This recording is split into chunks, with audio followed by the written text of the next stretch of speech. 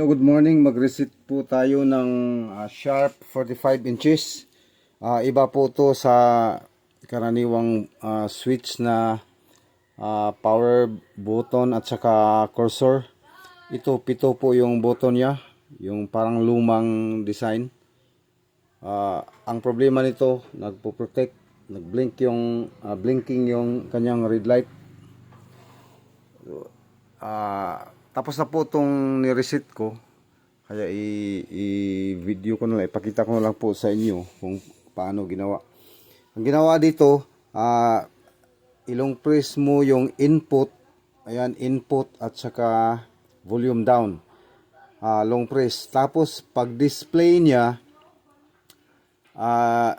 lipat kayo sa channel down at volume down.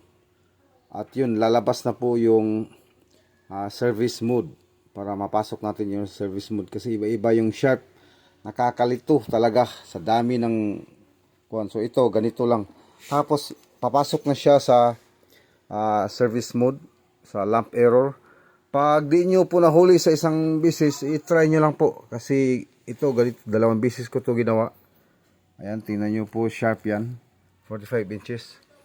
So sa ngayon tapos na po ito. Teka, sandali lang, i-plug lang po natin.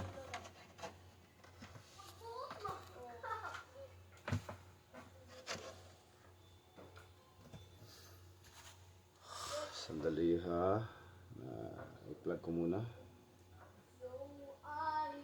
Ayan. So ito mga ka-technician, mga kaibigan, tapos na po itong i-service mode. Na-reset ko na po yung lamp error. Yun lang po. So ayan, nakalagay dito audio. Ayan, channel siya, wala siyang channel anyway.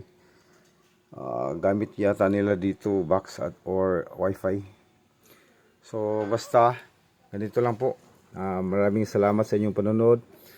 Yun lang, press input at saka volume down. Tapos pag display niya, you press